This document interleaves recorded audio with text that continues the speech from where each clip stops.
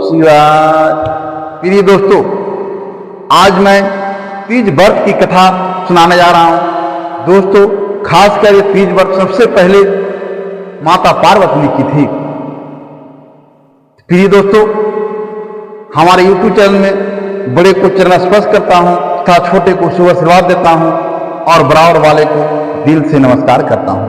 प्रिय दोस्त, आज मैं जो बताने जा रहा हूं, हरतालिका तीज व्रत की कथा कब से शुरू हुआ, कैसे शुरू हुआ और क्यों शुरू हुआ। चलिए मैं कथा को सार करता हूं। एक बोले शंकर भगवान की जय, माता पार्वती की जय, बाबा गणेश देवता की जय। दोस्तों, एक समय की बात है, भगवान भोलेनाथ और माता पार्वती कैलाश पर्वत पर बैठी हुई। तब माता पार्वती ने भगवान भोलेनाथ से कहती है, हे स्वामी, हरतालिका तीज व्रत क्या है। तो भगवान भोलेनाथ कहते हैं, हे पार्वती, यह हरतालिका व्रत सभी महिलाएं लोग अपने पति के उम्र बढ़ाने के लिए करते हैं, अपने पति के रक्षा के लिए करते हैं। तब माता पार्वती कहती है, हे स्वामी, कुंवारी कन्या लोग क्यों करती है। तब भगवान भोलेनाथ कहते हैं, हे पार्वती, कुंवारी कन्या इसलिए करती है कि हमें सुंदर वर प्राप्ति हो, इसलिए कुंवारी कन्या लोगों ने तीज व्रत करती है। तब माता पार्वती भगवान भोलेनाथ से कहते हैं कि हे स्वामी, यह हरतालिका तीज व्रत कब से शुरू हुआ, कैसे शुरू हुआ। तो भगवान भोलेनाथ कहते हैं, यह व्रत सबसे पहले तूने की है। तब माता पार्वती कहती है, हे स्वामी, मैं हरतालिका तीज व्रत क्यों किए हैं, कैसे किए हैं, काहेला किए हैं, यह आपके मुख से सुनना चाहता हूं। भगवान भोलेनाथ कहते हैं, हे पार्वती, आप ध्यान से सुने कि आप किस लिए किए थे, क्यों किए थे, कब किए थे। एक समय की बात है कि जब तुम हिमवानी यहां जन्म ले थे और जब तुझको होश आया तो भगवान भोलेनाथ को पाने के लिए तुम बहुत बड़ा तपस्या किया। 12 वर्षों तक तुम उपवास रहकर तपस्या करते रहा। जब वैशाख के दिन रहे, रोदे में रहकर तो तपस्या करती रही, बरसात के महीना में वर्षा में रहकर तपस्या करते रही, ठंडा के दिन में ठंडे में रहकर तो तपस्या करते रही। और इस तपस्या को देखकर तुम्हारे पिता हिमालय ने सोचने लगा कि अपने बच्चे के लिए कैसा वर ढूंढूं। तब वहां पर ही आपके पिता के पास नारद मुनि पहुंचते हैं। नारद मुनि पहुंचने के बाद आपके पिता हिमानी से बोलते हैं कि हे हिमानी, आपको बच्चे के घोर तपस्या को देखकर भगवान विष्णु ने आपके बच्चे से शादी करने के लिए उत्सुक है। तो इस बात को सुनकर के आपके पिता हिमानी ने बहुत खुश होते हैं और कहते हैं कि ठीक है, इससे अच्छा क्या होगा, इससे अच्छा वर कौन मिलेगा। ठीक है, मैं अपना बच्ची को शादी करने के लिए राजी हूं। यह बात को सुनकर के नारद मुनि चले जाते हैं विष्णु भगवान के पास। और विष्णु भगवान के पास जाने के बाद विष्णु भगवान से कहते हैं कि माता गौरी पार्वती का पिता आपसे शादी करने के लिए अपनी बच्ची से इच्छुक है, क्या चाहते हैं महाराज। तब भगवान विष्णु कहते हैं, ठीक है, जब ऐसा बात है जो हमसे शादी करने के लिए उसके पिता राजी हैं तो मैं भी शादी करने के लिए तैयार हूं। इतना बात नारद मुनि जाके विष्णु भगवान से कहते हैं। और तुमके पिता हुआ हिमानी, हिमान ने आके तुमसे कहें, हे बेटी, मैं तुमको लिए अच्छी वर खोज लिया हूं। मैं भगवान विष्णु से शादी करने के लिए नारद मुनि से वचन दे दिया हूं। यह बात तुमने जब सुनी तुम तो भगवान भोलेनाथ से शादी करने के लिए पहले से मन में बनाए हुए थे।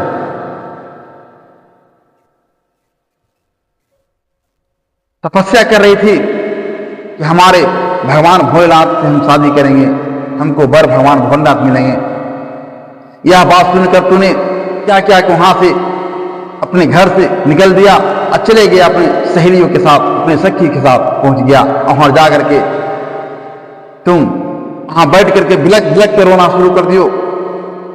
जब रोना शुरू किया तो तुमको रोआए को सुन करके सब सहेली ने बोला, हे सखी तुम क्यों इतनी रो रही हो, तुम्हारा क्या विपद पड़ा है, क्या तकलीफ है, तुम बताओ, जो हमसे बनेंगे हम करने के लिए तैयार हूं। तब तुम कहती हो अपने सहेली से, हे सहेली, हे सखी, हमारे पिता ने हमको शादी करने के लिए विष्णु भगवान से राजी कर दिए हैं, नारद मुनि वचन दे दिए हैं, जो कि हम भगवान भोलेनाथ से शादी करने के लिए तैयार हूं। हमने 12 वर्षों तक तपस्या कर रही हैं, उनके पति को मान लिए, स्वीकार कर लिए हैं। हमारा पिताजी ने उनसे शादी न करके विष्णु भगवान शादी को तय कर दिए हैं। यह बात जब सहेली सुनती है तब कहती है, बहन सखी चलो यहां से, घर से चलो और कोई जंगल में रह करके हम लोग वहीं पर ही तपस्या करेंगे। सब सहेली मिल करके वहां से पार्वती को लेकर के और चली जाती है घोर घन जंगल में। और जंगल में जाकर के वहां पर एक गुफा बना करके गुफा में रहने लगती है। और उसी जगह पर एक बालू का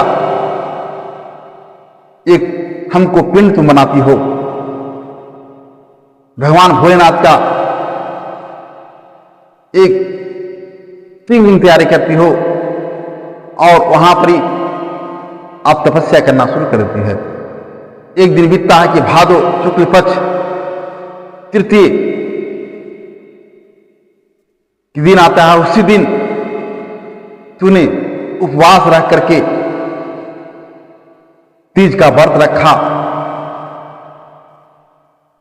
सब सहेली मिलकर के तीज व्रत किया। आपने रात भर जागरण किया। जागरण का मतलब होता है जग करके आपने तूने बिहान किया। यह व्रत को देख करके मैंने प्रसन्न हुआ और प्रसन्न होकर के आपके पास पहुंच गया। आपसे हमने कहे, हे देवी, आपकी पूजा को देखकर मैं बहुत प्रसन्न हूं, जो आज मांगना है जो मांग लो, मैं देने के लिए राजी हूं। तब तूने कहा, हे प्रभु, जब आप राजी हैं तो आपसे यही चीज मांग सकता हूं कि हम आपसे शादी करना चाहता हूं। तब हमने ओ मस्तु करके वहां से चले आए। जब चले आते हैं तब उधर तुम्हारा पिता, जब वहां से तुम घर से निकल देती हो, पिता को बात को सुन करके तुम्हारे पिता ने नारद मुनि को वचन देते हैं विष्णु भगवान से शादी करने के लिए। यह सुन करके तुम चले आते हो जंगल में। और उस दिन से तुम्हारे पिता ने तुमको खोजने में व्याकुल, सब रोज दूत भेजे हुए थे, आदमी को भेजे हुए थे पता लगाने के लिए, कहीं भी पता आप नहीं चले। अंत में उसको मन में, आपके पिता के मन में सोच आया कि हमको बेटी को कोई जंगल में लगता है बाघ शेर खा गया, कोई अपहरण करके लेके चला गया। यह सोच में बेहोश होकर गिर गए। जब बेहोश होकर गिर गए, गांव के लोग आते हैं, आपके पिता को उठाते हैं। गांव वाले लोग पूछते हैं, महाराज, हिमान महाराज, आपको क्या हुआ, क्यों आप बेहोश हो गए, क्या कारण है? तब आपके पिता ने कहे, देखिए, हमारे बच्ची ने बहुत बड़ा घोर तप कर रही थी। वो तप को देखकर हमको लगा कि हम अपने बच्चे के लिए कैसा वर ढूंढें। हमने हमारे पास नारद मुनि आए, नारद मुनि को हमने विष्णु भगवान से शादी करने के लिए वचन दे दिया। इस वचन को सुन करके हमारी बच्ची न देने कहां चला गया, हमारे बच्ची को बाघ शेर खा गया, क्या हो गया, मैं उसी को चिंता में बेहोश हो गया। उसके बाद गांव के लोग कहते हैं आप खोजिए, जाइए, हो सकता है कि जंगल में कहीं जाए खोजिए, आपको बच्ची है बस में। वह वहां से खोदते खोदते ढूंढते ढूंढते आपके पास पहुंच गए। जब वहां पर देखते हैं दो बच्चियां पर नजर पड़ती है, एक नदी के किनारे, आपको देखकर आपके पिता ने गले से लगा लेते हैं। लगाने के बाद कहते हैं बेटी तुम इस घोर घाट जंगल में क्यों आए हो, जहां पर बाघ शिकार रहता है, आप यहां पर क्यों, क्या करने आए हो, क्या दिक्कत आपको हुआ है जो यहां पर चला है बिना कहे हुए। तब तूने बताती है अपने पिता से कि पिताजी आपने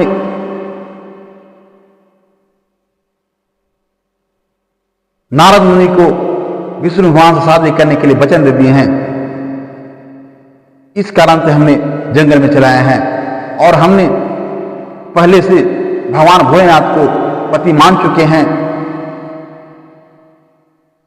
और जो यहाँ पूजा व्रत किए थे, पूजा के बारे में बताया कि हमने भादो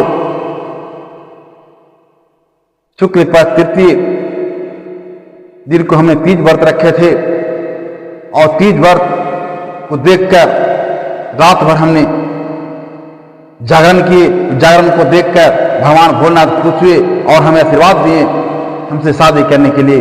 तब पिता शांति दिमाग से बोलते हैं बेटी ठीक है, आपको जो इच्छा है वही होगा, लेकिन घर चलो, घर पर चलो। तब तुम्हारे पिता ने तुमको लेकर के अपने घर पर चले आते हैं और आकर के भगवान भोलेनाथ यानी हमसे